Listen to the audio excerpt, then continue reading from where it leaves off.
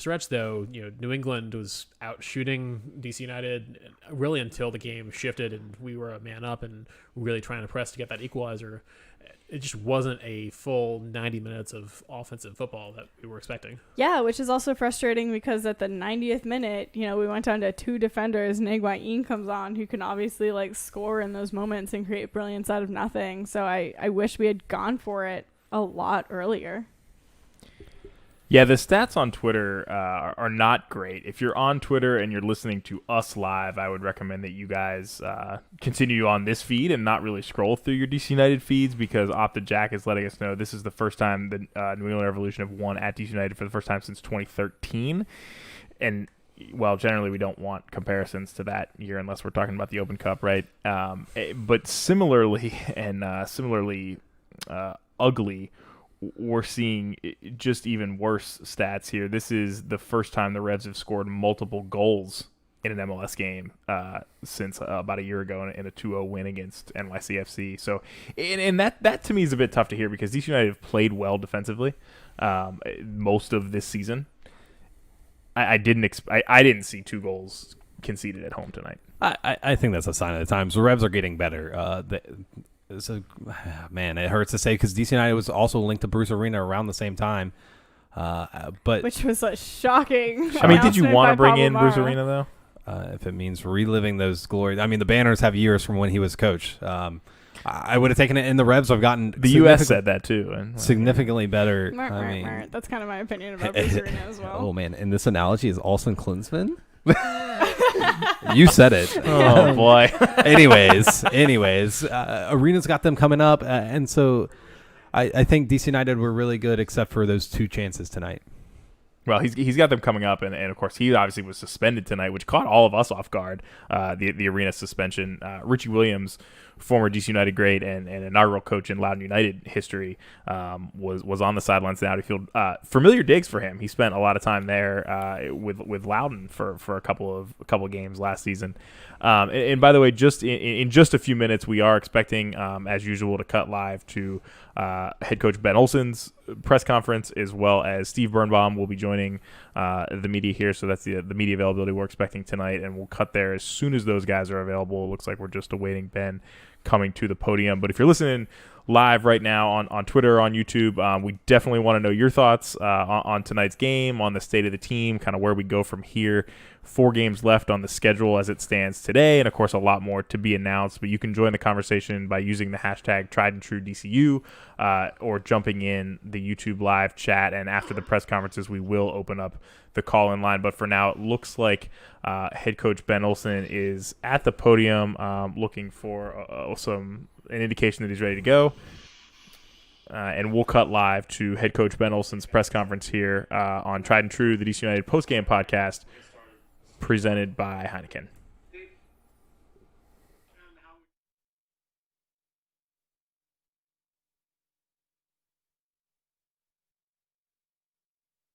I'd say the set piece is not good enough, right? It's uncharacteristic of us, and they're a big team. They're definitely dangerous on set pieces. So if you're not really super dialed in and you're not perfect in those, they can catch you. So they caught that. They caught us on that, and the other one's soft. It's pretty simple. So we shot ourselves in the foot a little bit from a conceding standpoint, and then we have plenty of chances throughout that game to certainly get something out of the game, if not win the game. The first 15 minutes, again, plenty of chances. Just again, a little bit of the same story of not being able to see the play out. But we'll keep going. The reality is, from a soccer side, from a tactical side, from a identifying who we are standpoint, that's getting better. Every game it's getting better, and but what needs to kind of be enhanced right now is our ability to win and be winners, and so making the plays that matter, on both ends, whether it's again seeing out some plays and making the plays, or dealing with again set pieces in this scenario, and the poor early goal. But overall, some really good performances, and I was happy with pushing the structure that we were in. I think we had a better idea of how to attack, and the personnel we had on the field for the most part had good performances. It's unlucky again. Russ, I thought, was very, very sharp early, and then he goes down. Then we give up that goal, and then we have the lightning break. So it was definitely a fractured game, but there was enough out there to get something out of it. Great. We'll go to Pablo next. Pablo, go ahead. Hey Ben, what can you tell us specifically about Russ and Edison as far as their injuries go? Yeah, I don't see either of them being able to turn around and be in Philly. One's seems like a hamstring on Russ, and Edison didn't. Yeah, we'll see. Edison didn't look good. So we're our thoughts are certainly with him, and hopefully he didn't get his bell rung too hard. We'll go to Emily Olson next. Emily, go ahead. Hi, Ben. Speaking about Russell, he is a different player, obviously, than Briant. How much did having to take him out of that back three and put Briant in change the game defensively for you? Well, they're different profile players, and they have different characteristics. And for this game, we wanted to go with Russ's skill set back there, and some of his passing ability, and joining the attack. And again, it was I felt pretty sharp when he was in there, but you have to adjust. And again, it was bad timing, but those are the breaks. And then I actually thought Edison, right before he got hit, he was starting to cook, and it was nice to see him on the moving and shaking out there, and creating plays and adding into the attack, and setting players up in advanced positions to get service. And so I thought he actually had a pretty good day, and that's going to probably he's not going to probably be available here for a game or two, but overall, yeah, it was a choppy night in that way. We'll take one more question. We'll go to Jason Anderson. Jason, go ahead. Hi, Ben. It looked like after a pretty good start there, you had the stoppage with Canals going down, getting treatment. And from there, it seemed like maybe the team lost their way a little bit. Was there anything in that, or was it just a tactical thing, a mental thing? What occurred towards the end of the first half? I don't know, Jason. I mean, it was, they had two good attacks there. They had some possession. I think if you run the film back, it wasn't as good as you thought. We fouled up a play for their goal, right? And then we gave up a set piece, and there was again one or two little structural mistakes that our players made that they ended up getting a chance or two. Bose where he comes inside and gets a strike. The one where we give him the ball, and I think on a better day Bill makes that save. And then they have the one service in behind where they get behind Mora, but I don't think it was as much as you thought as far as being dangerous. But yeah, they had some possession there, but they're a good team. You don't just step on the field and dominate teams for 90 minutes. There's ebbs and flows of the game, and there's no reason sometimes. So, and then the second half, I thought we were the better team. Obviously, we're chasing the game, and we're down. But overall, if I take that game, it was a pretty good performance and enough chances to win it. But we got to find ways in both ends to start getting wins. Ben, thanks for your time. We're live here on Tried and True, the DC United postgame podcast presented by Heineken, and we're expecting to hear from Steven Birnbaum here any second here on the postgame press conference. Frustration again from Coach Olsen, and I think frustration from everybody. Yeah, I mean, I'm at a loss. You guys probably saw, what I was tweeting at the end of the game there of just like I don't know what to do with these good starts. And they look good for 10 minutes, and then you can't really disagree with, at least I can't disagree with Ben there. I mean, it was a garbage giveaway by Flores, and Hamid should have made a save, and he didn't, and we go down 1-0. We go into a weather delay. We come back. We mark no one on a set piece. We're down 2-0. I mean, it's not like New England dominated this game and we got run into the ground, but the frustration is just building and building and building of we've won one game, and it was like feels like a decade ago. It was before we knew what coronavirus was, right? So, yeah. And that's some of the comments is like, how long can we be frustrated for?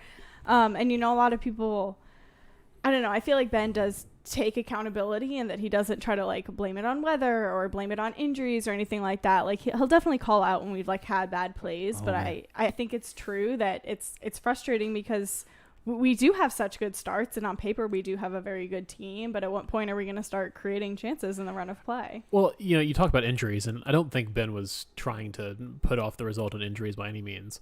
He was asked a question about some of the injuries, and it does look like we're going to be without Canales and Flores for some time moving forward. Yeah. And this is a team that is already thin across the board.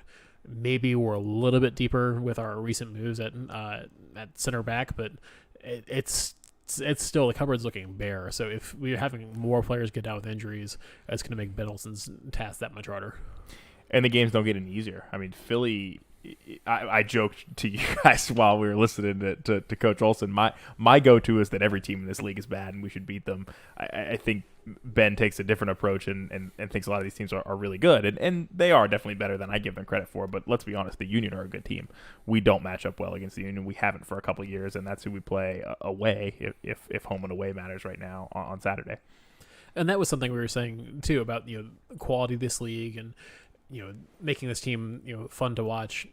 DC United is not in a position where we can spend the kind of money on players to just run by everyone and have a superior level of talent and expect to get a better result. It would be wonderful if that was the case, but that's just not what we're going to see on a week out basis. I've said for a long time too, though, like we haven't had somebody on the field who is able to pick this team up when we're scored on, and like you can only blame so much of that on the coach, but I don't know, you can see a lot of times when we get scored on, everyone's shoulders slump, and like there's a definite drop in play for at least 20 or 30 minutes, like depending on when the goal is scored. And then usually we pick it back up and have that fire back by the end of the game, but there's nobody on the field who really gives us that oomph. And like Wayne Rooney did it for a little bit, but we just don't have that right now. And I don't think you can blame that on Ben, because you really do need, and he talks about leaders in the locker room and stuff like that all the time, but you really need that leader on the field, and we just haven't had it. Who do you put that on? I mean, the guy wearing the armband wore it before Wayne. You're right. I don't think you need to wear an armband to be a leader, though. I don't think you need to be in the front of the room to be a leader. I think that onus is on everybody, and anybody on the team can step up and be that. Yeah, I don't know if that lets Birnbaum off the hook entirely, but I think no, you're that's right, not Sam. what I yeah, meant. No, absolutely. I think you make a great point that anybody can really step up and do that. And I think here the thing that's like probably eats at me the most right now is that this team, I don't think they're quitting. I think they've got promise. They're playing hard. They're making mistakes that are costing them games, but it's not a total train wreck on the field. But you're right, it is. It's missing that passion. It's missing that like somebody's got to get in their face who's on the field. And I don't know, guys. I mean, does some of that, and this is not necessarily me trying to make an excuse, I'm trying to understand, is this, we don't know what this season looks like still. I mean, we've only got 4 more games on the schedule. Obviously, there's a plan to play more.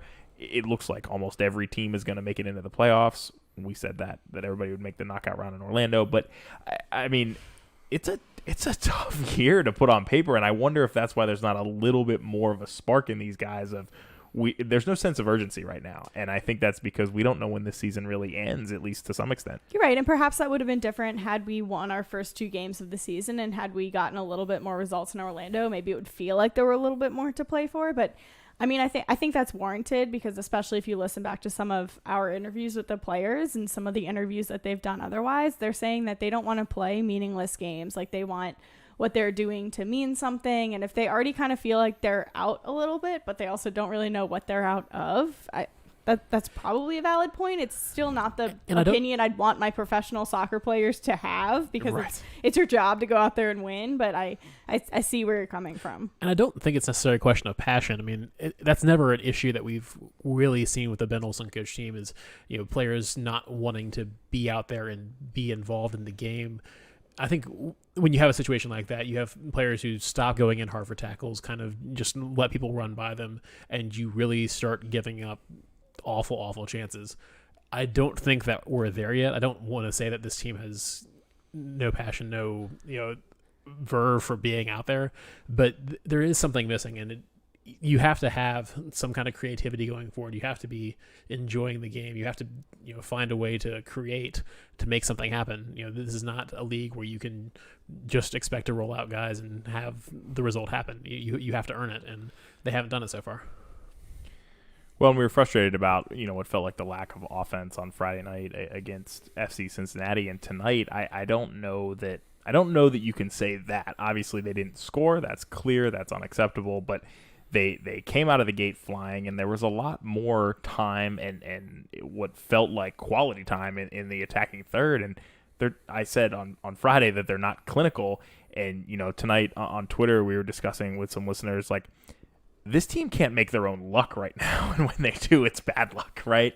So I think I said to you guys during the game, like, they got to finish one in the run of play. Yeah, and this could blow wide open. And it's not that I expect a barrage of goals, but just some confidence, right? Of like, they can do it, and they just haven't yet. Yeah, they haven't been absolute garbage fire, and I think a lot of the frustration, at least for the fans, comes from what Josh talks about here in the YouTube chat, is that it's been a downward trajectory for maybe a couple seasons now. That's what a lot of people are saying in the Twitter and the Periscope feed too, is that it's become a little bit of a pattern in recent years. And so I don't know. Look, we can step back and look at this team as a whole from that perspective, but I want to dwell on, like, deep dive on this game and just look at it from maybe this game and a few ones. They haven't been blowouts. I mean, they haven't been the best performances against the best teams in the league. But we just looked at the table, me and John, and DC United are now out of the playoffs. They're the bottom three team, or the third from last team in the East, above the two expansion teams, which is just not great. But it's a weird season, and in theory, with a lot of season to go, right? It looks like what they say, 18 games is their target, so they should. I mean, we're only like third way through the season. Crazier things have happened in MLS. I remember when we were well outside the playoff line, and we climbed back in 2018 or 2017. When we opened the stadium, where we brought in a generational player and had Wayne Rooney. But that's coming. Messi's a free agent. Messi is available. We took a full 10 minutes to get into Messi to DC talk. So full credit. That's just fantasy. Yeah, we're still awaiting Stephen Birnbaum's media availability here live on Tried and True, the DC United postgame podcast presented by Heineken. But we'd love to hear your thoughts on the game. You can hit us up using the hashtag Tried and True DCU, or of course in the YouTube chat. We've had a few texts come in on the text line already, and we'll open it up to calls as soon as we finish up the media availability. But that is on 202 892-6328. That's 202-892-6DCU. A lengthy text what here. What a paragraph.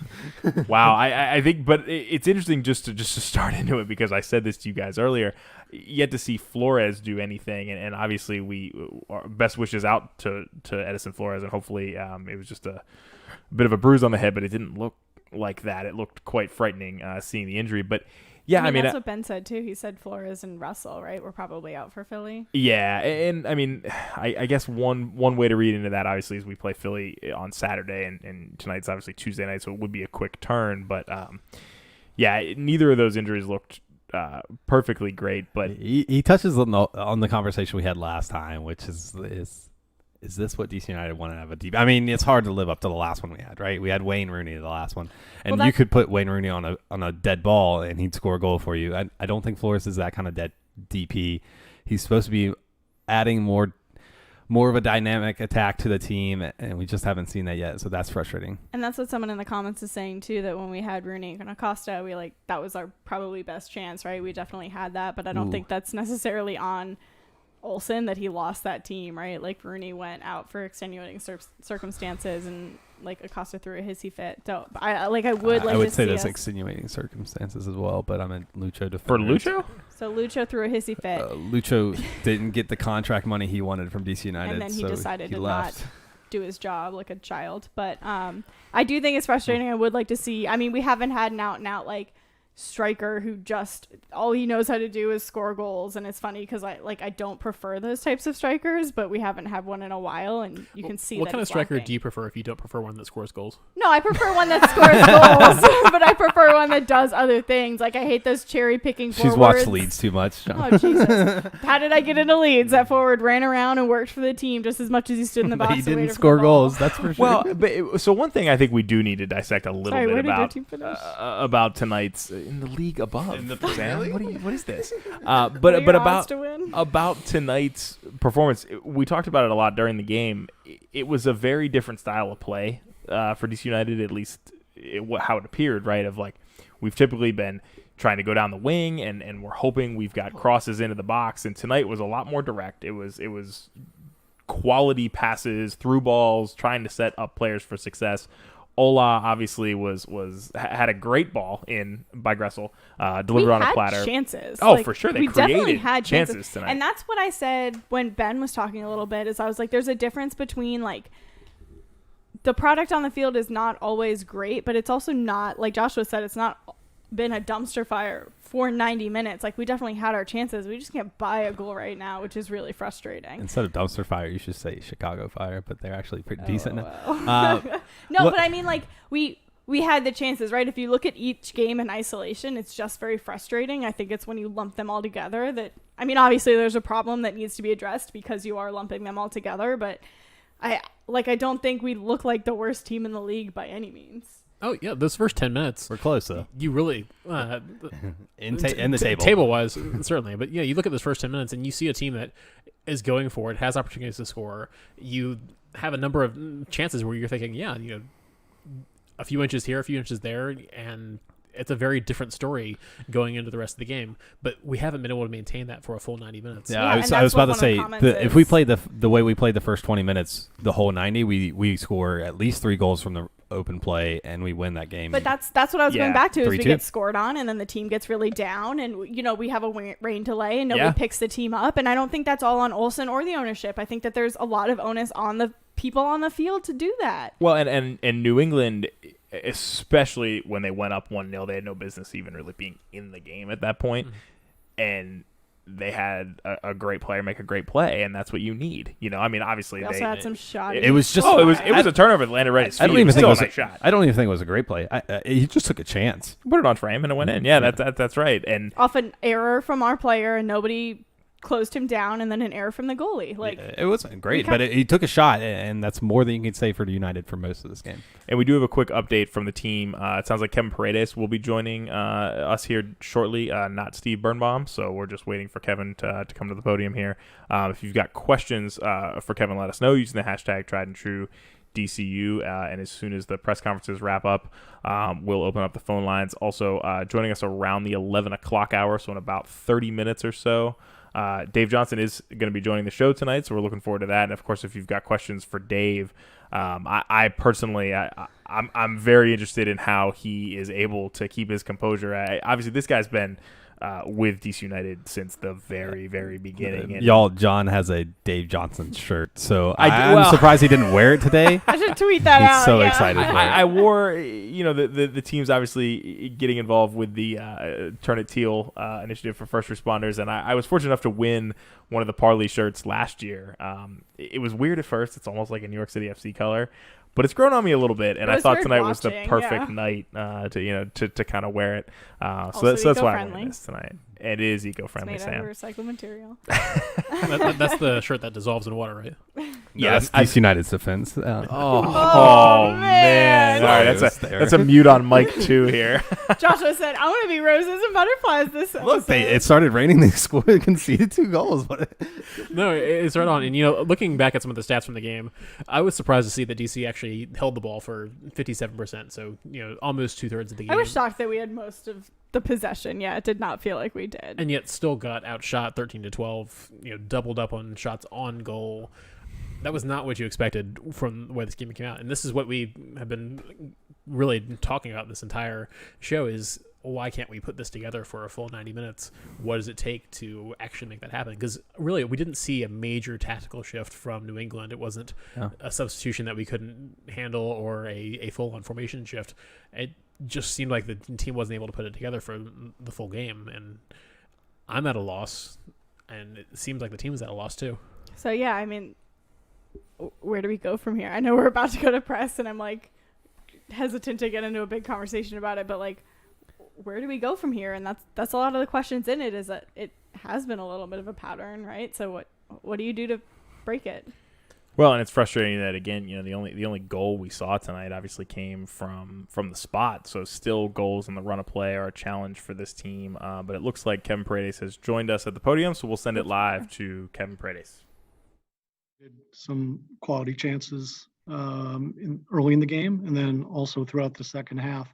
What was the level of frustration not being able to knock one in, aside from the penalty kick, and then having that man advantage at the end and not being able to capitalize?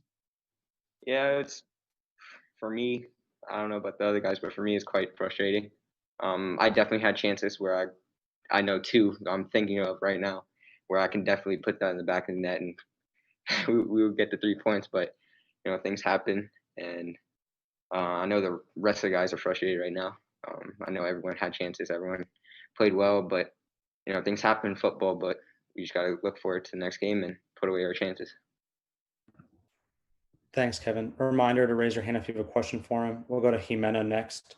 Jimena, go ahead. Kevin, how do you consider your connection with Assad on the field? ¿Cómo consideras tu conexión con Assad en el juego, en el campo? Yeah, me and Saad, we're close guys, close friends, and we connect well. Sometimes we have miscommunications on the pitch, but other than that, I think me and Yamil, we're tight, we're solid, and we know each other pretty well, and we have that creativity that can really make an impact in the field. Great, thanks, Kevin. We'll go to Charlie Boehm next. Charlie, go ahead. Hey, could you talk about the formation, what the shape you guys came out in, and what you're hoping to do with that, and what that has asked of you, and how you feel like that's going so far? Yeah, our formation's kind of based on how we going against our opponent, and it's all about everyone getting the right positions, everyone staying focused, no matter if you're playing in a different position, like myself. I think if everyone did a good job in their position, and we just need a couple of pieces, and I think coaches, really getting the formation down, and we're all getting the formation, and happy to see that we're learning, we're experiencing stuff, and yeah, pretty much. Thanks, Kevin. We'll go to Jason Anderson next. Jason, go ahead. Hi, Kevin. You've now played a few games down in Orlando, and then this road game last week in Cincinnati, but this is the first experience playing at home at Audi Field without the fans. How was that as an experience overall for you? Yeah, not many kids get this opportunity like myself. So, fans, no fans, I make the most out of the opportunity. I'm grateful that the coaches believe in me, the players believe in me, and they think I can get the task done. So it gives me extra confidence when I step on the pitch. It'd be nice if we had fans, to cheer us on, but during this circumstance, we're doing well. We're keeping up. I'm doing well. Level-headed. Great, thanks, Kevin. I don't see any more questions, so appreciate your time, man. Thank you. Thank you. That's Kevin Paredes joining the media tonight here on Tried and True, the DC United Postgame podcast presented by Heineken. And props to Kevin. Obviously, we're big fans of Kevin on this show, but the only player to talk to the media tonight after a tough loss in a tough run of games. He took ownership of that too. He said, Sure I had did. 2 chances, and if I had put them both away, we'd have 3 points, which I think is really big for a 17-year-old kid in his first start, 5th appearance to do. Second start. And looking back on his Sorry, that's what I meant, second start. And looking back on his 2 chances, you had the first one in the first minute, ball a little bit behind him. You would love to see him. That was a tough chance. Get his body turned around, but that's a tough ball to hit, behind your body. The second one, I think we would all like to see him go in with the head and, try to... Or even just a lighter chest. Yeah, we hit on that. It's just game time. He doesn't have the experience, and I think it's a little absurd for him to be a little bit... I think he's being a little bit harsh on himself. I think that's what you need, though, and that's what some people in the comments were saying, is when you need someone to take ownership and bring that, creativity and bring that spark into the team, they see that Kevin potentially has that, and obviously in so few games that I'll give you that, but we have players making a lot more money on this team, doing a lot less, and I think we should you're right. demand them to be held accountable before we can demand the 17-year-old. It's a tough question. Like you said, this is the player who we get a chance to talk to. He's the one answering the questions. There's only so many ways you can answer it. You certainly don't expect a player like him to come out and say, "Oh yeah, I'm just a kid out here." So I don't want to get too down on him for how he answered the question. I appreciate I'm not trying to get. I'm giving him praise. I'm not giving. I'm not down on him by any means. I think that was awesome that he took that on himself. I'm frankly a bit surprised that he was the player that took media availability tonight. But we do have a question from John on Twitter. Thoughts on Donovan Pine's performance tonight? I think he's done really well. Gosh, you guys have given me so much crud the past couple days because I didn't give a man of the match last game because. Look, he had a close header to almost score again, and he did decent on 101 against Lacadia a few times. But he showed that again, and that's what that's what I need to see from him, and hopefully Ben Olsen needs to see from him to consistently get starts. Is this consistency of being able to defend one-on-one, because that's not easy for a new MLS player, especially when so many of the attacking players in this league are way more valued than defenders, and. He's done a good job. I think Pines probably deserved the start over Brilliant tonight, and I'm glad he got it because he backed it up. Yeah, and I think towards the end of that game, obviously everyone was really focused on getting another goal and getting at least a point out of this, but I think that we had 2 defensive players in the back line, right? Donovan was one of them, and at one point they took a throw in, and it was basically one-on-one against Donovan, and he was able to shut that down. I think he did a lot of defensive work at the end of that game when we really needed him to not go down by another goal, and I don't think that will be largely recognized because people are just frustrated we didn't score. Well, and let's talk about that lineup decision a little bit too. Decided to go 3 at the back, putting Pines and Birnbaum out there, 2 guys that we would expect to be playing center back, and then you have Knaus playing at the right center back role, which is a little bit out of character for him. It's not something we've seen him play before for DC United. Instead of a Briant, instead of our new acquisition from Columbus, kind of an interesting decision there. So we have a question right here. It says, if we have such good center backs, why do we need 2 defensive midfielders? And I don't think that says anything against our center backs. Yeah, right. I think that's just the players we have. That's a great question. I think Ben Olsen has played with 2 defensive midfielders.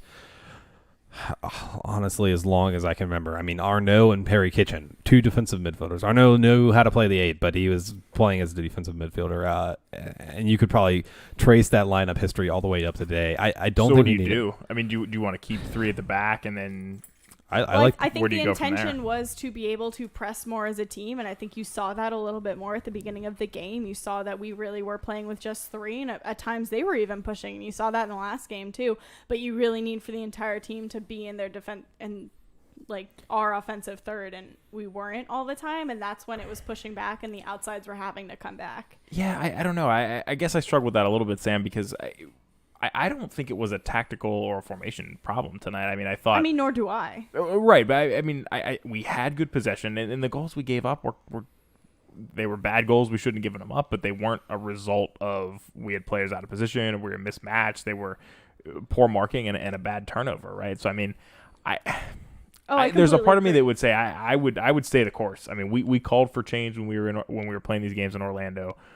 we got it with the lineup we've run, or at least the formation we've run out the past few nights. I would keep at it. And that's what I touched on before, is that like you almost have to look at these games very individually, regardless of everything that's happening in 2020, because we did call for change, and now we are seeing it, and people are mad that we're not seeing results in the very first 2 games of this change. Like, that's just unrealistic. Did you want us to remain with the same lineup and just kind of push ahead and try to grind out those results like we always do? Or did you want to see that change, or do you want to see us be able to build into that change? I think in this league, you can be relatively successful while changing. And we've seen it a couple of times. Rebuilds happen faster than they plan to in this league. I like the formation. It lacked a 10. Flores was playing as a striker today, and I hint on that a little bit yesterday, and then I joked that, oh no, he's good. We'll see him, or yesterday. You had Flores as a striker in this lineup? Yeah, that's where they listed him, up there with Kamara, and that's where I saw him most of the game. Mm-hmm. Wow. I don't know. That's obviously the wrong. I guess I'm mostly surprised because that's obviously not where you deploy him, but maybe that's because he's been crap as a 10 this year, too. I think maybe it is. Maybe it is. Maybe you do play him on the left side of Kamara, and then you bring Paul back and you play him on the right side of Kamara, and then you got to find something at 10. I don't know. Well, we don't have the creative spark in the midfield. I think the lineup shows that we played a flat three midfield, and I can't argue against that. It looked like at least for the first part of the game, Paredes, Moreno, and Felipe had permission to do what they wanted to do in midfield. Or we played a D mid and 2 center midfields. Yeah, and I agree with you, Sam. I appreciate that the coaching staff has decided to make changes, try to make adjustments, and to some extent our format doesn't really allow itself to really be reflective in saying, hey, this is how it's looked over the last couple of games. However, it's a very fine line between, let's try something else out and see what happens, and still not having success with whatever you're running out. If we get 4 or 5 games into the 6-game stretch and we're still dropping points, and let's be real, with the teams that we're playing coming up, we could still be looking up the table in a very tough position. Yeah, and I think after 4 games, that's how long do you keep experimenting? Yeah.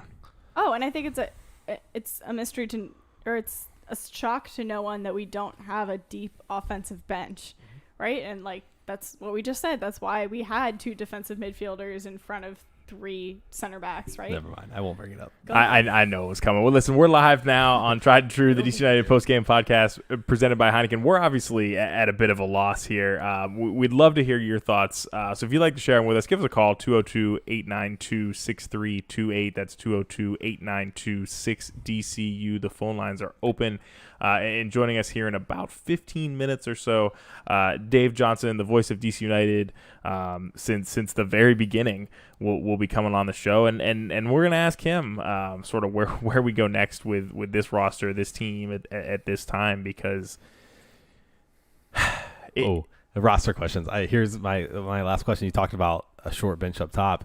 Do you take Quincy Amarikwa back right now? No. Yeah, absolutely, I would. No, I don't. I love some Quincy Amarikwa. Why? Well, first of all, Quincy gives you we talked about wanting somebody to be in people's face and on the field as a coach on the field. Quincy's that guy, right? I don't think he's that guy. I think he was just trying to mess with people. I don't know that he lifted the entire team on his back so much as he was like, I'm going to make a meme out of. Well, he didn't play a whole lot. He got buried behind Wayne. So what player would you want? Like you're Dave Casper. Where do you get this backup striker? Well, I think it's hard because the entire world right now is pretty much locked down. On Sam, their you said this signings. the last show. Orlando City just signed a striker from Brazil. Transfers are still happening. We're also all mad at our European teams for not signing right now. So I don't think that you can look at one team and say they made a signing. Wolves and Leicester are 2 of the 3 teams. The flow teams. has shut down. Wolves and Leicester are 2 of the 3 teams in the Premier League who haven't made a transfer. The window is open. Players are moving. That's not an excuse anymore. No, I think that's completely legitimate. Players are moving, but not at the rate that they used to, and not at the big prices that they used to, because no one knows their budget right now. I mean, I think the point Joshua was making is DC United are in jeopardy of not making the playoffs when, if you have a pulse in MLS, you make the playoffs. So the window is open. No, and there is funding available. I mean, is there? I think we've seen this team make a number of cost-cutting moves over the past few months. You're right. There has to be money available somewhere. And I would assume that we would have seen it by now. I don't know if we know that money is available. Certainly you look at it and say, hey, Wayne came in and left. came in for free. Oh, there's wasn't there's free. about Like, $5 million between Lucho and Wayne, right? there's plenty of salary dollars if they choose to use them.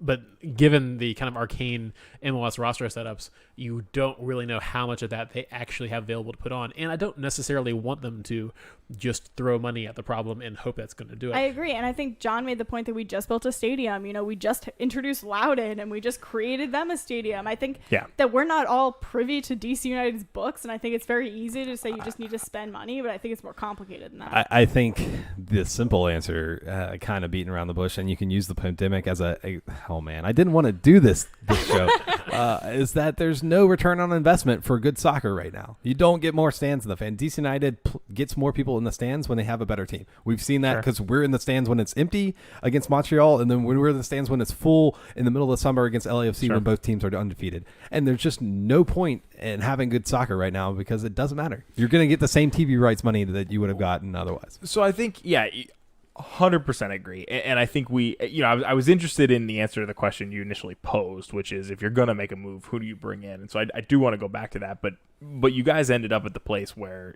we talked about this, before offline. We have to talk about all the investments this team is making off the field. I mean, obviously, Loudoun United, they're fun to watch. They're not getting results, but they're fun to watch. They did obviously get a result just over the weekend because they play the kids, and that's what a lot of people in the comments are saying. They've also brought the kids in but too.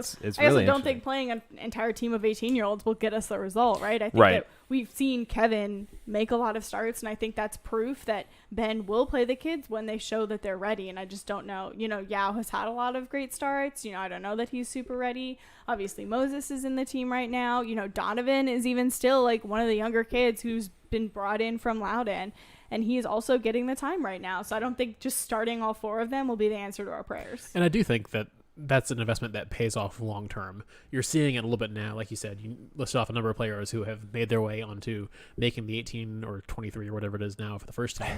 That's an investment that will pay off longer term. It's something that number of times we've seen players with the first team that we would love to see get some minutes, but just weren't quite at that level. Having that second team, having an opportunity to get minutes, grow and develop a little bit and show what you can do there, I think it is going to be a huge asset.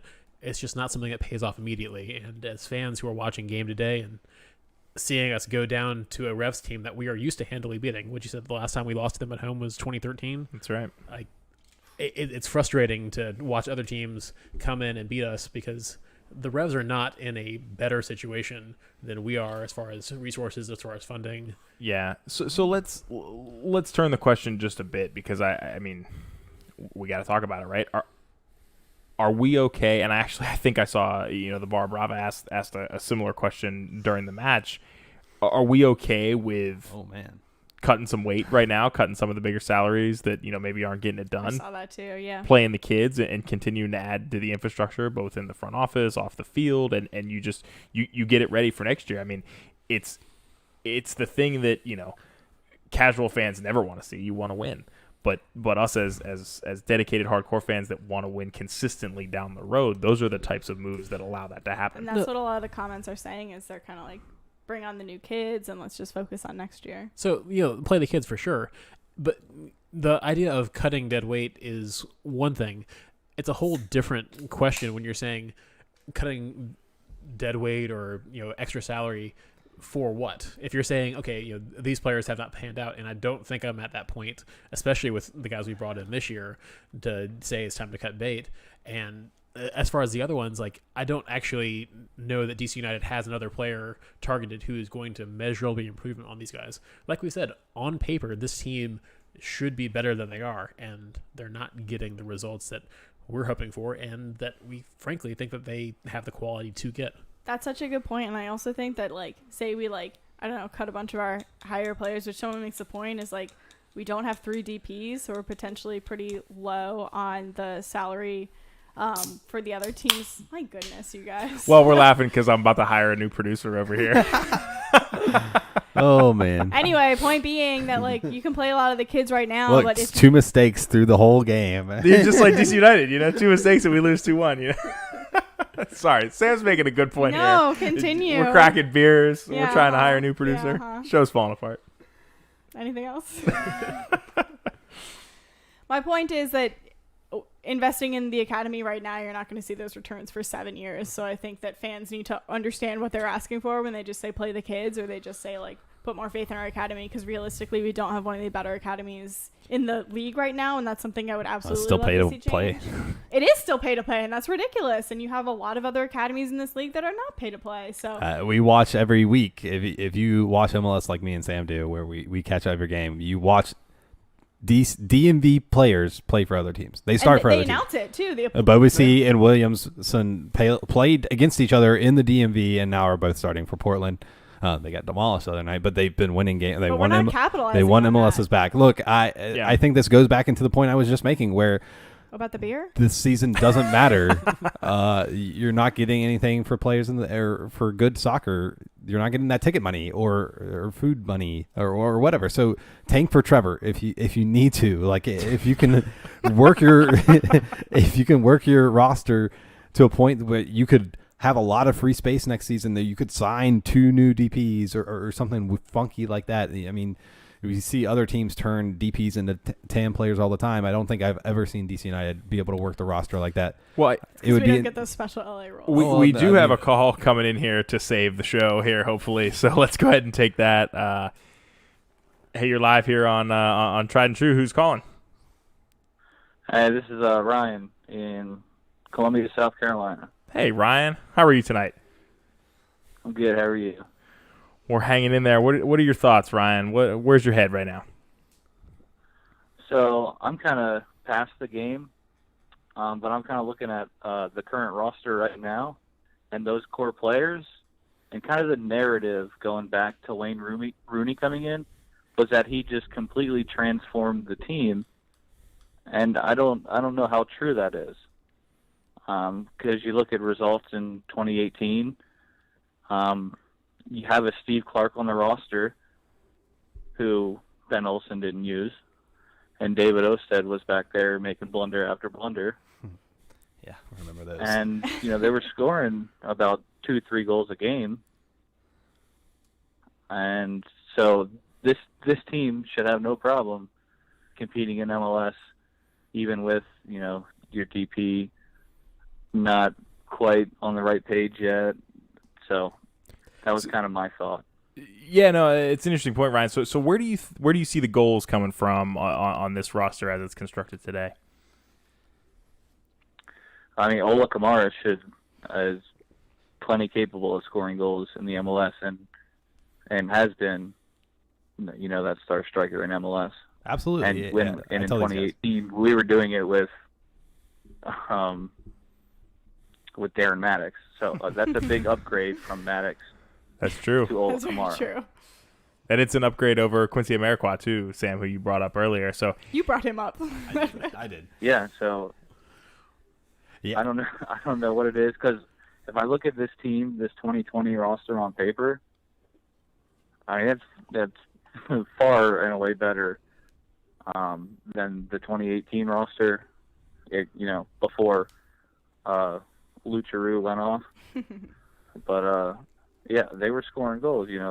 2 goals, drawing Galaxy on the road, drawing LAFC on the road, 4-4 thriller at Toronto. Like, this was a team that was scoring goals without Wayne Rooney. So, and this is that core group that was doing that. That's when they started to build. So. Yeah, and it's a great point. And is that frustration? But they're a quality team. I don't think they're bad at all. I think we said that a little bit during the game too, and I think we're at a little bit of that loss as well. As this is a very good team on paper, and it's a little bit almost like they just need to get that first goal in the run of play, and then they will they'll explode and they will get more goals in the run of play. But it's almost like there's just that block right now, and we just can't come up with those opportunities, and we almost don't feel like we're going to get those opportunities. And I feel like a broken record, but we just need someone on the field who's going to hype this team up and say we're going to get those opportunities. Yeah, thanks so much for the call, Ryan. And of course, if you want to share your thoughts with us, we're still live with the phone line open, 202-892-6328. I do wonder though, is Ryan makes a great point. Is that more of a knock on the roster today that DC United has and the form that they're in, or is that more of a credit to the league as a whole and where it just how quickly the overall quality in MLS is improving? Well, first I got to give props to my fellow South Carolinian. Thanks for calling in. And a lot of people don't realize that for a long time, DC United was the closest state all the way down to the Keys. Like DC United was the closest team for a lot of the. And someone asked earlier how long we've all been DC United fans, and I just kind of chatted them, but I was like, some of us for about a decade. Yeah, and I know that you followed as a kid in South Carolina. So. Yeah, but he brings up a good point, and man, I was just like that when I was in South Carolina. I would look at, I can't watch this team in person all the time. I would look at the roster and be like, why sometimes? And I think he brings up a good point. This team is better, and I think we hit on it last episode, is this team is better on paper than it has been, Wayne Rooney aside, for a long time, and it's just not happening right now, and I don't understand. And it's something we've talked about before. To some extent, I don't want to call this a lost season and just say, throw whatever out there and treat every game as a scrimmage. That's not really befitting of a professional team. But when you talk about... Black, I'm going to pause you real quick. We have another call coming in on the line here. Hey, you're live on Tried and True. Who's calling? Hey, this is Rich. Hey, Rich. How are you tonight? I've been better. It was a kind of frustrating game. Same. What's on your mind? I'm going to try to be positive, but right.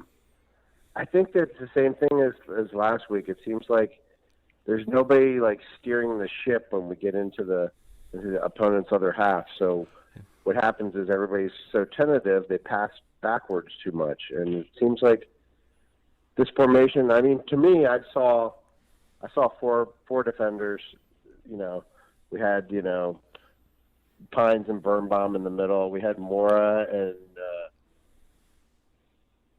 we had two wing backs, it seemed the same thing, but we were trying to go forward more for the first 20 minutes, and then it seemed like we lost focus. And even when we got forward, we didn't have anybody leading the attack saying, where to go. And I think that, if you look at who we got up there to be the vocal leader, it seems like the only guy could be Kamara. I think that he's got to just step up more. It should be Rich, and we just talked to Ryan, who said, who pointed out something that I've pointed out to these guys. He's a proven scorer in MLS. He should be leading the line for DC United's offense, pushing that back line, but it doesn't seem like it. But has he done that on other teams, being the one guy who's kind of directing the offense? He has been I know he's the guy scoring, but is he the guy who's like kind of directing? Usually that you except find for that a little bit in of your time midfield. where Ibra was with LA Galaxy with him. He played on the left wing there, but besides that, for Columbus, he played the 9, and he was supposed to be leading the charge. And like Rich said, there was in the first 20 minutes, there was people making runs off the ball, and DC United seemed to not quite pull the trigger on those passes. They're a little bit risky, and you could lose possession, but you could be in on goal. And it seemed like most of the time they would opt for the back pass. But I think that comes from that confidence, and kind of going back to what Rich is saying and what we said a little bit in the beginning of the episode is we had that confidence in the first 20 minutes, and then we weren't seeing that turnover, and then we kind of lost that confidence. We were afraid to make those passes. So I completely agree that we need someone who's making those creative passes and who's really directing the offense and pushing this team forward. Rich, thanks so much for giving us a call. We're going to throw it to break here in just a second, and we're going to go ahead and bring on Dave Johnson, who we're super excited to talk to. But we'll throw it to commercial break, and we'll be back here in just a second on Tried and True, the DC United postgame podcast presented by Heineken. Tried and True, the DC United postgame podcast presented by Heineken. We'll be back in less than 2 minutes. Can't listen to us live on YouTube? Find Tried and True, the DC United postgame podcast on Apple Podcasts, Spotify, Google Podcasts, Stitcher, YouTube, or Pocket Casts the morning after the match.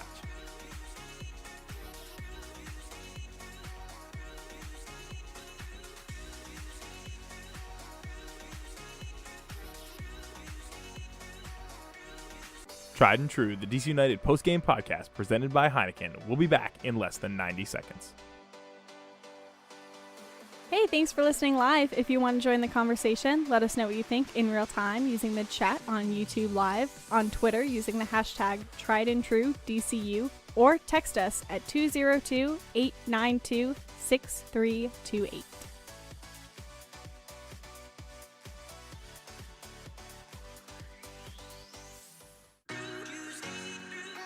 Tried and True, the DC United postgame podcast presented by Heineken, will be back in less than 60 seconds.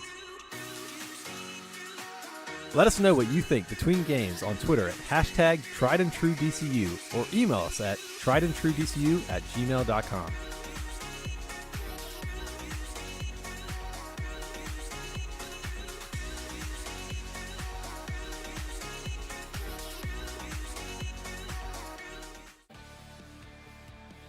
Tried and True, the DC United postgame podcast presented by Heineken, will be back in less than 30 seconds. Hey, thanks for listening. If you like what you hear, go ahead and give us a follow on social media. You can find us on Instagram or Twitter at TriedAndTrueDCU. Again, that's Instagram or Twitter at TriedAndTrueDCU.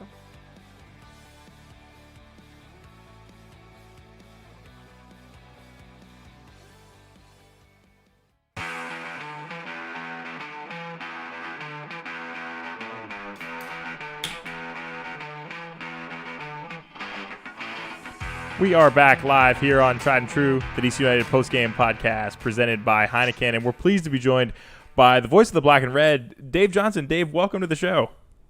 Well, thank you, and by the way, we got to make a deal right now. You got to have me back again after a win. That's the deal, because I really was pretty confident about a win tonight, and again, and it's something I'm going to talk about at WTOP. Tomorrow morning, as I get a shameless plug-in for something I'm doing in a few hours. But Ola Kamara in our post-game interview was pretty frank about it. It needs to be better in finishing opportunities, and he was referring to early in the game.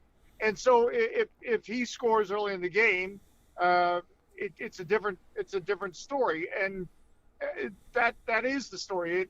This game is that we love, that drives us crazy, is such a fine line, and Ben Olsen even said it in his comments before this game that we've got to be a team that has to value our chances, because I don't think anybody's kidding themselves that we're a team that's going to avalanche teams with chances. So I thought they had a good 20 minutes to start with.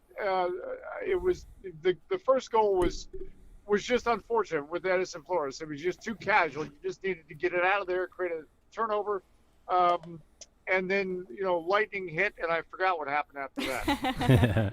Yeah, it was certainly an interesting game tonight, Dave, and obviously your first time back, for a live game at Audi Field since it feels like a decade ago, but it was only February.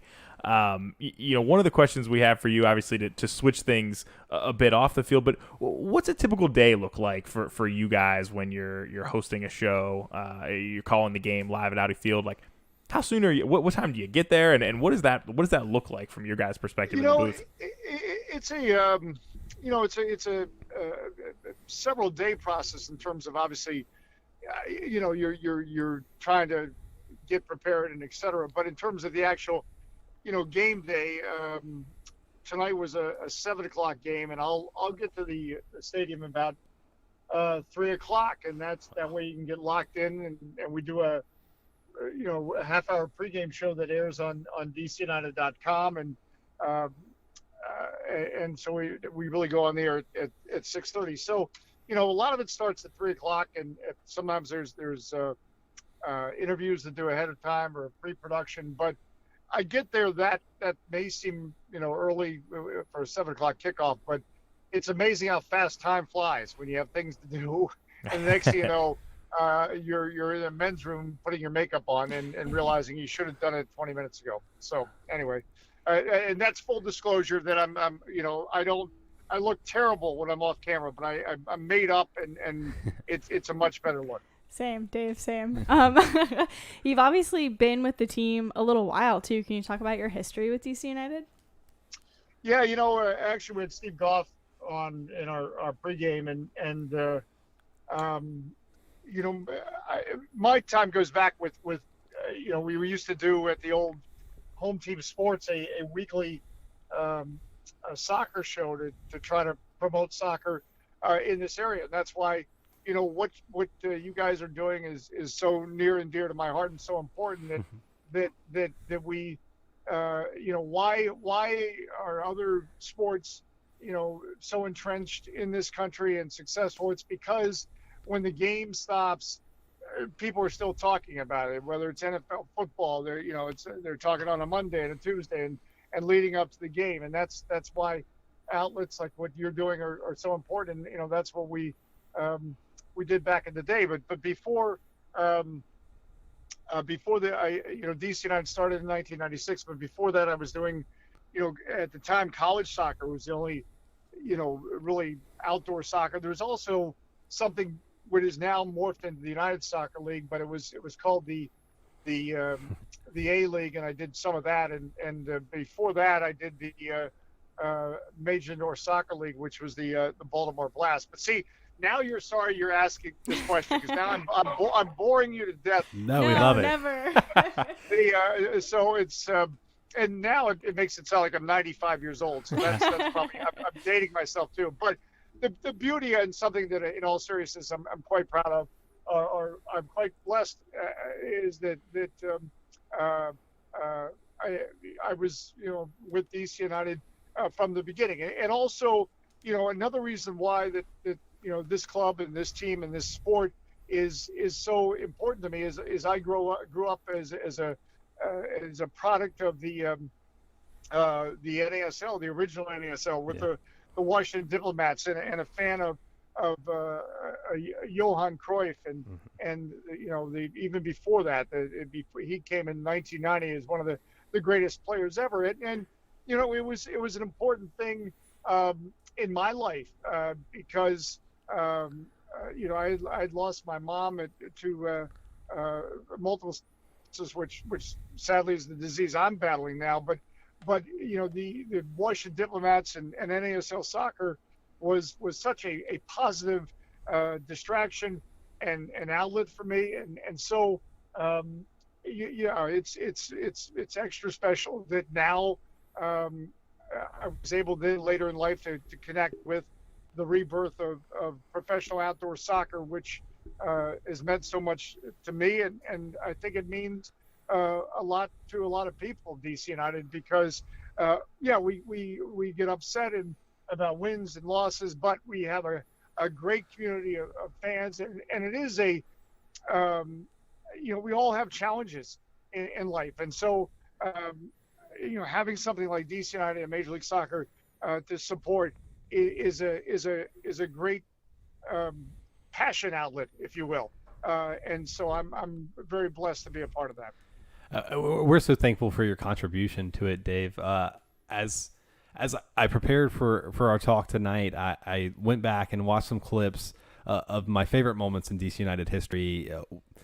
Most recently, Wayne Rooney hitting it from half field, and so many others throughout history. Like, do you have a favorite call that you go back on that ties you into DC United? Well, I think there's the Wayne Rooney thing was a special. Needless to say, I never thought, give the perspective I just bored you with, telling the whole story going back to 1996. I never in my wildest dreams would have thought in 1996 we'd have a player of Wayne Rooney's reputation and caliber. Certainly we had, Marco Echeverri was a special player, Jaime Moreno, but in terms of, the reputation that a Wayne Rooney brought to DC United, I think, and I told this to Lewis Neal, the goal that finally secured us back in the playoffs in 2012 always will be special in my mind, because let's face it, we had such a amazing start to our franchise, and when I say amazing, it was not luck. As I visited with Bruce Arena, who's at the game tonight, and it was a lot of hard work from some of the best people in the game, and then we kind of we dropped off a little bit, but then we came back, and with the period of 2004 through 2007, but then there was that period of leading up to finally clinching a playoff spot in 2012, where I think there was some real anxiety, like, wow, are we gonna get back? So that certainly was a special one. But there's been so many that I've been blessed to be a part of, and see, you're sorry you asked that question, because you get me going on different. We definitely watched that Lewis Neal goal as well. It was a special moment for us. So then I'll spend the next 2 hours talking about this goal, and then something to remind me about that goal. So it's been a wild journey and with a lot of fun, that's for sure. Dave, we would listen to you talk about soccer or your soccer memories basically ad nauseum. So we appreciate the opportunity. You've got a distinctive catchphrase that anyone who has listened to a DC United game knows. It's in the net, in the back of the net. Did you ever think that it would catch on the way it has? I mean, we've got T-shirts that have that saying on it. I really didn't. I also didn't. I've also received criticism for it. So I didn't think that was whatever. I mean, it was never meant to be. It was never meant to be. It just happened. And it's almost like I have a phrase when I did the Wizards about, with the 3-point shot, it's there. Yeah. And, as sure as I'm sitting here alone in a parking lot talking to you at 11:10 in the night, I didn't create that call. And in fact, people have asked me about that call. When did that start? And I have no idea. But then people started reacting to it. And then I did start to notice that I was calling long distance shots more that way. And it was funny. It was going back over to try to find the last time we had beaten the San Antonio Spurs in San Antonio. I'm talking about the Wizards now. Mm-hmm. And it was all the way back in 1999, believe it or not. Oh, wow. And I found a tape of that game, and I heard in that game, I was saying it's there. I said, well, at least I know it went back to 1999, but I really don't remember when I first started using that. And with what's in the net, I do remember where that came from. And that did come from when I was doing the Baltimore Blast and the indoor soccer, and people did react to it, and it was but it's just a goal is the game. What makes it such a great game is that it ties us up in knots, and there's so many moments of frustration. There were so many moments of frustration tonight, and so when there is that goal, there's just that great moment of joy. Well, it's a brilliant call, Dave, and it's one of my favorite T-shirts. There's a good picture from Yamil Assad's goal, and unfortunately, DC United's only win of the season that I'm wearing in the stands. But hey, listen, we heard a little birdie told us you got to get up at like 3 a.m. or something. Now see, you got me talking. So if you want to keep going, it's totally your call. It's totally your call. I do have to get up at 3 a.m, but it's totally your call. I don't know how long your show is. Let's hit you with one more, David, and we promised you would bring you back. So after a win, we'll get you back on. But I want to try to end on a positive note here. Obviously, as we said, you've been with the team since the very beginning, and there's a lot of positives off the field that we've talked about on this show right now, like Loudoun United coming into fruition, the new training facility, the team's obviously built 2 new stadiums. So what would you tell some of our fans that are struggling right now to get behind this team and need a little hope to cling on to? What's the future look like for DC United? No, I think you hit the nail on the head with that. Is look, when you're not in first place, when you're not rattling off wins, you can start to think, well, I wish we had this, or look at what this team has, or whatever. I think what needs to be said and is clear is that DC United's commitment, and this is not me talking for the club or the ownership, this is just how I see it. As you just said, Loudoun United, if you would have told me 10 years ago there'd be a USL team affiliated with it, I wouldn't have, with a stadium. These things don't just happen. I mean, it's there, and they certainly don't happen in DC. The fact that this ownership group was able to get a stadium done in DC, where it was done, at the confluence, which I always have to look up and make sure I'm using that word right, the confluence of the Anacostia and Potomac, you got to be kidding me. That's where it ends up, and that's where they got it done. I mean, people will ask me from other places, well, how come the Washington football team, plays in Landover? And I said, well, you're not going to believe the story, but the owner at the time, Jack Kencook, with his own money, which is not going to happen in the NFL ever again, wanted to build a stadium in D.C. and could not get it done. Go all the way back to the 1970s. Abe Pollin, one of the finest men I ever know, wanted with his own money to build the arena that the Bullets and Capitals ended up playing in and couldn't do it. And then literally, he wasn't literally dying at the time, but he was.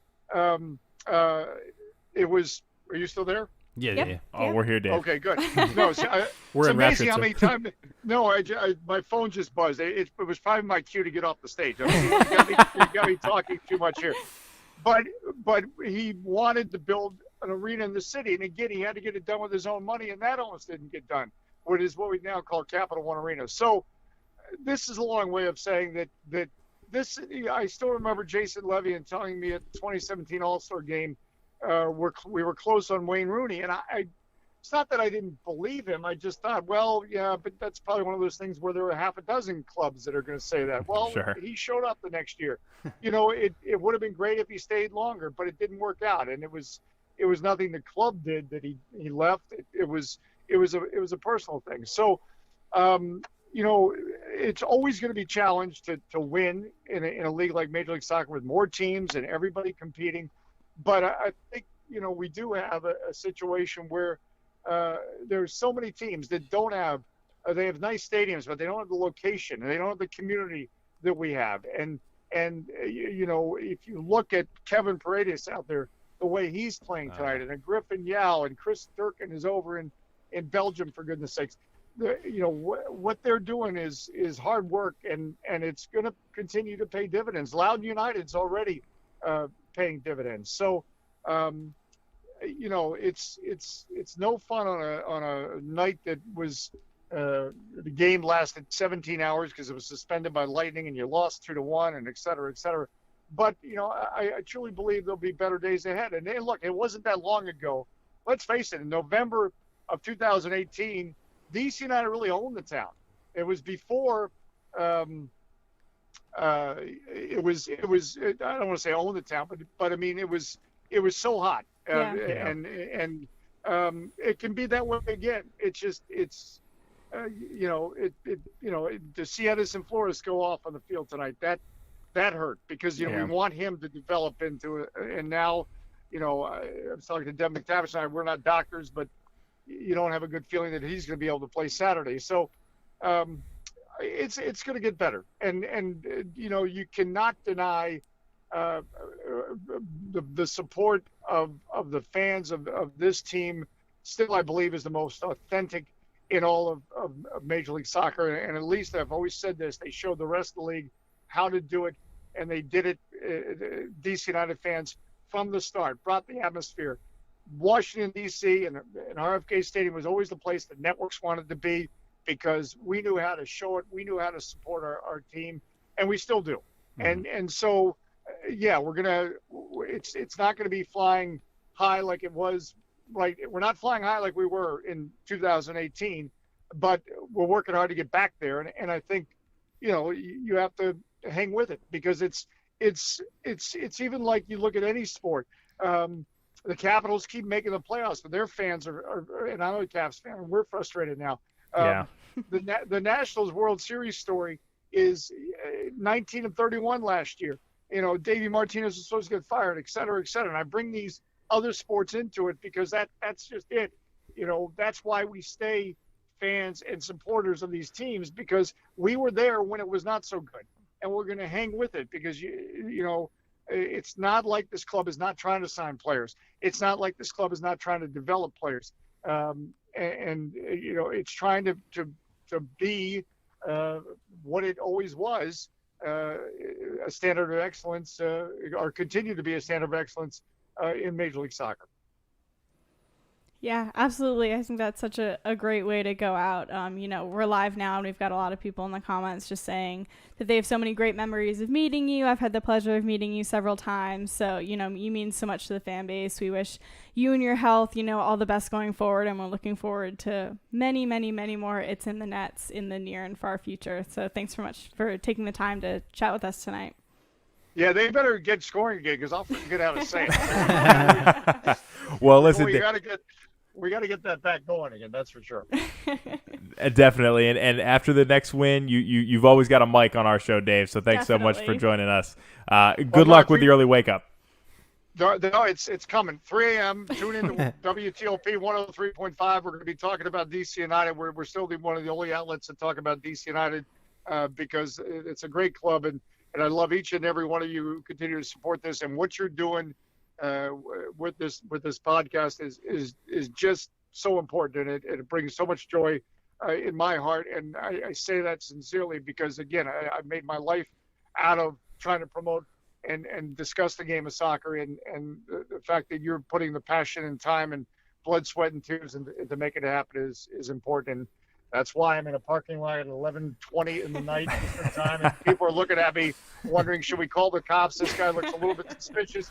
He's waving his hands. He looks like he's talking to himself. Oh, man. Well, thanks so much for joining us, Dave. We love everything you do for the Black and Red and for the whole community. So thanks for joining us, and we'll talk to you real soon. Get home safe now. We'll look forward to it. Thanks. Thanks, Dave. You know, he did tell me before we went on the air that he only had 10 minutes, but I think we could have kept him for another hour. Also, I never thought I'd want to cry in this podcast, but Dave Johnson telling me that what I'm doing means a lot to him, like, trying not to shed a few tears right now, because that's like life goals right there. I think I could just retire and be happy now. I don't know. I was thinking the whole time he was talking, like, I got to clip this and just like pin it to our Twitter, because people need to hear this. This is Dave Johnson embodies the bright spot of this club. He's been there the whole time. He's brought us through all the great moments, and he's bringing us through the not so great. And he really believes, and if he believes, I believe that there's going to be good times ahead for DC United. So everyone that's down in the dumps about these past few results and maybe even the past half a season or so, it's not bad to be a DC United supporter. And he's the guy who's seen it from the beginning. He's seen 4 major championships. He's seen us win the equivalent of the CONCACAF Champions League. He has seen it all for DC United. And the fact that he's still enjoys showing up every time we got a game, ready to call it, excited to watch the Black and Red play. I think we could all take a lot of perspective from that, and I look forward to hearing him call many more It's in the Nets moving forward. Yeah, and to wrap tonight's show up, obviously a bit later than we had hoped, and again, we appreciate Dave. I thought for sure he was at least making progress towards going home, but it sounds like he could have potentially still been in the Audi Field parking lot. So probably owe him a drink the next time we see him. But listen, Sam, you usually are caught off guard when I do this segment, so hopefully tonight you're prepped for it. We do have to name a man of the match. We talked about it at the end of the game, and then I forgot the whole show long, so maybe come to me last. All right. Literally on the board right there. We'll cut Sam a little bit of slack. Whoa. Last week when I asked for a little bit of time, you guys. Yeah, but we like Sam. Yeah, but you're like, oh, do you? Whoa, Contrary to popular belief. We didn't agree with her, but we do like her. Yeah, I was saying, we never agree with you, but we do like having you on the show. Listen, Michael Black, you get to go first man of the match. So the team selected Ola Kamara, and I have a hard time differing with that. Not just because he was the sole goal scorer. He had a couple opportunities where he was really creating at the top. This was one of the better appearances that we've seen from him. Went the full game, really thought that he could have had an opportunity to really push us over the top. It's hard when you're choosing a guy in a losing effort, but I do think that Kamara showed us a lot today. I think he went 90, right? Yeah. Well, regardless, I just wanted to point out that that's good to see from a health perspective. Obviously, this team's struggling with injuries, but that's definitely progress as well. Sorry. And for a guy that you're counting on to score goals, to get up there and see it hit the back of the net, it's a good thing, whether it's a penalty or whatever else. And he very well could have put another couple in the back of the net, and let's hope that this is a good sign of things to come. Joshua Morgan. Tonight, I'm going to give my man a match to a player who I think the season goes as he goes. He played pretty well against Miami, and he hit a couple rough spots. But tonight, he created some chances and showed real promise in his position. Julian Gressel deserves a man of the match. Hey, look, I think the team goes as he goes. I think the better performances we can get out of Julian Gressel, the better this team will do. And I think the team played well when he played well today. Every time there was a water break or a thunderstorm, you could see him talking to his teammates, trying to get him pumped up. I have a hard time giving man of the match to Kamara for a PK the same way I have the hard time giving Pines man of the match for a 0-0 draw. Gressel wasn't great today, but I think That was probably his second best performance with DC United. Yeah, the Miami game aside, I think it was his best performance. He started. Yeah. He's doing well in the swing back position. I think the season goes as he goes, and hopefully he will continue to step up. I think that's totally fair, and I think that, you know, as Sam alluded to earlier, maybe Gressel can become that guy in the field that's getting in players' faces as he's with, you know, this team longer. You can tell he's angry. Sure, he needs to turn that to his players though, and also like not only just be angry but get them motivated. I'm so sorry to cut you off. The man but in the like, match section, Sam. I think that there's one thing about just like getting angry with your players, but there's like a special characteristic to be able to lift the entire team up when they're all down. And I would love to see Gressel have that. I haven't necessarily seen it yet, but I think that he did a little bit play that role for Atlanta. It was a little bit easier because like they won a lot of the games that he was playing with them, right? So I think it was obviously easier in that situation. You know, and maybe the pastime guest on this show and only MLS Cup winner on the roster listens to this and starts to implement that a little bit in the style of play or in the team. I think you went off the deep end officially now. Oh, no. All right. Only MLS Cup winner. He's not wrong. He's not wrong. I don't know if Julian listens, but I hope he does. And we'd certainly have him back on the show again at some point. But listen, I think the only guy on the roster right now who's known for getting in people's faces is Bill Hamid. And the problem is that's not really going to help on the attacking end. Yeah. Right? And he does need to get in his defense's ear a little bit after tonight. It's always hard to give a man of the match after a loss. It's hard to give a man of the match after you've given up a couple goals. Joshua, I agree with you. It's even more difficult for me to give man of the match to Ola Kamara in this situation, who's had a great game tonight, showing a lot of promise. I'm actually going to give it to Donovan Pines again tonight. I was thrilled with what I saw out of him.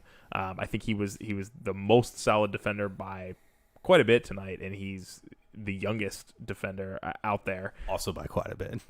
Yeah, and so I think if anything, you know, and obviously Dave put us in a very optimistic mood rather. But yeah, I'm looking forward to the future of Donovan getting more minutes out there. It sounds like that's probably part of the game plan right now, and he's not making mistakes. He's making critical plays when we have to have them. I don't think this team's going to keep giving up multiple goals per game, and I think Donovan Pines is going to play a big role in that.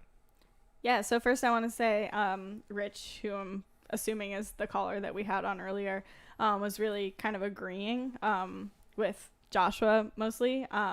You know, he said that it's a little bit hard to give it to Kamara. He did look better, but you know, giving it for a PK is hard. He said Gressel did look really good. But I think I'm gonna have to go with his man of the match. I think the only person on the field who played a lot better than what you would expect from him is Kevin. And I know it was his second start, but I think that he made some key plays and he continued pushing, and there were a lot of runs, you know, that he was making that it was soccer intelligence that we were seeing from him. And we obviously saw some mistakes from him. But I think that as a 17-year-old, it's really big to get in front of media and say like, yeah, I'm the one who should have carried these adults next to me. So I give him a lot of credit for doing that. And he took the media appearance. Exactly, and he took the media appearance, so I give him so much credit for that. I think that we're only going to see better things from him, but what we have seen from him is like jumps and strides from what, you know, we've seen from young players in the past. Just because it's a running bit on the show, taking a cop out during man of the match is exemplified by taking it from the chat. I didn't take it from the chat. I had it in my brain already, and I was just pointing out that someone in the chat agreed with me. There's a reason that either Michael or I sit in the middle of you two on this show. Because it could get ugly. I agree with you, and that's why I waited for you. But I have to tease you. That's why I didn't cut you off. I think it's also a first in the show that we've all had different men of the match, right? I don't think that's ever happened before. But I think that of the performance, maybe. But yeah, you're right. I think that they were all pretty good shouts for a 2-1 loss. Well, let's take a quick break as we wind down here on Tried and True. Loudoun United, obviously, we alluded to earlier, they're a lot of fun to watch. They were so close. They were up 2-0 in a fun Hartford game. I know we were watching. Hartford, they've played them a million times this year. Of course, they gave up 2 goals at the end. They've been playing a million games. But they're home on Saturday at Segra Field, their second home game of the year against New York Red Bulls 2. Tickets are available to that game, which I'm still tempted. At some point, I'm probably going to make it out there, donning the mask and socially distance. It looked pretty safe, and we saw a lot of people on Twitter saying that it was very safe. A lot of people wearing masks. You could see that there was social distancing in the stadium. I want to see my man Mustafa play. It was so cool to hear his story. I mean, my dude was... He had to take a 24-hour bus ride to a boat to a plane to get over here from his To play native for country of Loudon. Niger to play for Loudon. He's young, you love too. it. He's like 19. Yeah. Yeah, I mean, they're a fun team to watch. I'm excited to get back out there, and they got good breweries in Loudon, which speaks my language.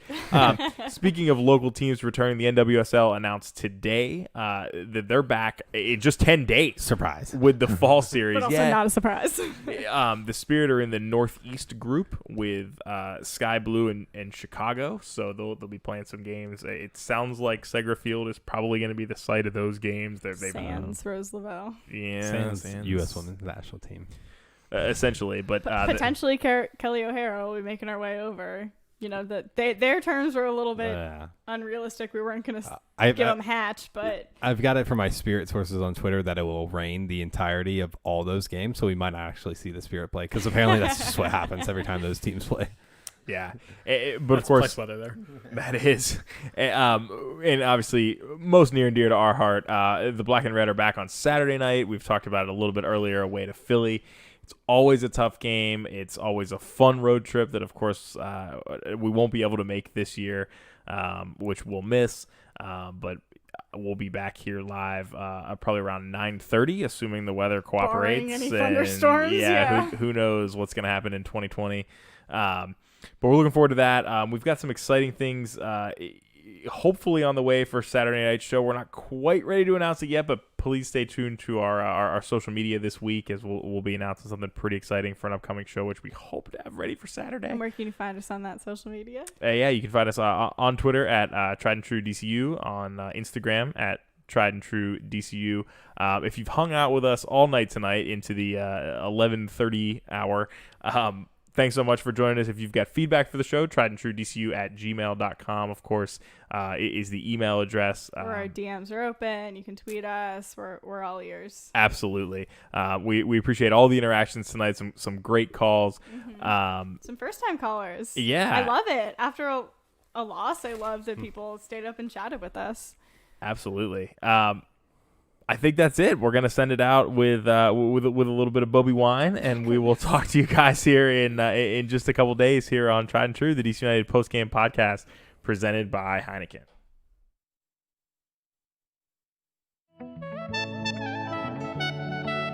The bad news is that everyone is a potential victim, but the good news is that everyone is a potential solution. Sensitize the masses to sanitize, keep a social distance and quarantine.